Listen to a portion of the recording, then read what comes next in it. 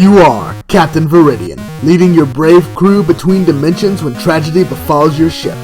The ship crashes into a strange dimension and the crew is scattered everywhere, and it is now Captain Viridian's job to rescue his crew so they can continue their journey. So, why am I talking about a frustrating indie game from 2010? Well, because it's about Entropy, obviously. Damn it!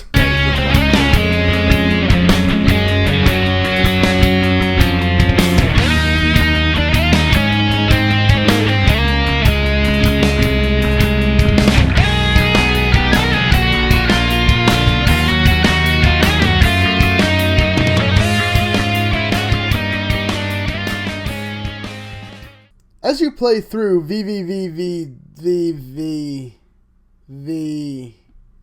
know what? This is going to be annoying to say multiple times, so I'm just going to call it V6. No, not the engine, just V6. No.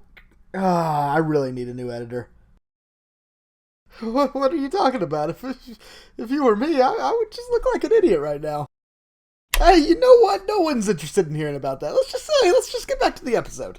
Okay, as you play through V6, you learn more about the world that these characters are in and the world they come from. Specifically, the fact that their home dimension is in a process of destabilization, and the dimension that they found themselves in has just begun this very same process. Ultimately, the destabilization of their own dimension has forced them to embark on a quest to try to find a way to restabilize their dimension, and save the lives of all who live there, and they believe that this new dimension may hold the key to saving their own. This actually tells us a few things. 1. The process has been going on for a very long time, most likely longer than the captain and his crew have been alive. 2. The beginning of this destabilization does not seem to be documented well, as they need to study it in this new dimension, but they know enough to be able to recognize it, which means they probably have retroactively studied it, much like how we know about the Big Bang. 3. Their home dimension is in such a state of disorder that it is inherently threatening to life itself. And the characters are worried that if they don't do something soon, life will end either in their own lifetimes or in the lives of their near descendants.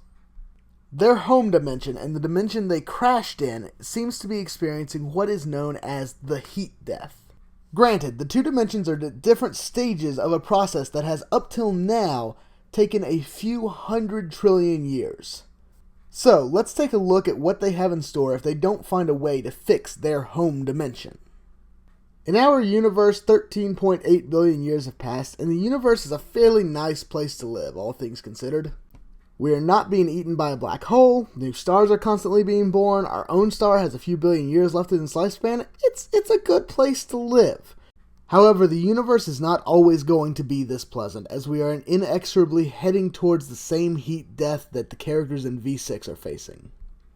You fast forward a few trillion years and you have the world of V6. Most likely at this point, few to no stars are forming and most stars have stopped fusing and are beginning to die. A few 100 trillion years after that, and the solar systems will begin to break apart as the stars are no longer strong enough to hold them. Within a few quadrillion years of that, galaxies themselves will begin to dissipate as the stars are flung away or eaten by black holes. After that, everything will begin to evaporate until the universe in their dimension reaches perfect equilibrium. From there is nothing. With perfect uniformity, nothing can happen. The universe will be in a place of perfect stasis. It's more than no life. There is nothing in existence at all. But long before all of that, life will end. It is uncertain when the last vestiges of life will die out, but it'll probably be some resistant strain of bacteria. Certainly not the complex organisms that are Captain Viridian and his crew. Whatever species they are, they will be some of the first to go, and it seems like they're pretty close to going as it is. This is what the people of V6 are trying to stop. But can they? As of right now, given our current understanding of the universe, the answer is a resounding no. Entropy, simply put, is a measure of the disorder within a system. The problem of entropy, though, is that every action increases the entropy of the universe, and there is no way to reorganize or decrease the entropy without increasing entropy elsewhere. For example, I decide to clean my room, which decreases the entropy of my room. You may think that by doing so, I have helped to decrease the entropy of the universe, albeit in a minuscule way, but that's not at all true. I have expended energy by moving my body and the objects within my room, and said energy is powered by the food that I have ingested to fuel my body. As I was cleaning my room, my body was breaking down the food I had eaten, and by the time I had finished, the food and the energy from it had been dispersed all over the place. In order to stop the entropy of their universe, Captain Viridian and his crew would have to create a device that is perfectly self-contained and does not trend towards disorder. And bluntly put, that is impossible. It is impossible because of the second law of thermodynamics, which states that everything within a closed system will always trend towards disorder. So as long as you have a system that is perfectly self-contained and not affected by any outside force whatsoever, then said system will eventually degrade and become itself disordered. The reason for this is simple and can be easily tested for yourself. Take a deck of cards and just toss them up in the air. Keep tossing it until that deck lands in a perfect stack, organized by suit and number. You can throw those cards constantly for the rest of your natural lives, which, if you just throw cards and don't eat, won't be very long because it's not like we can survive off of sunlight. But they will never land back in that stack because there are infinite ways for something to become disordered, but a very finite amount of ways for it to become ordered.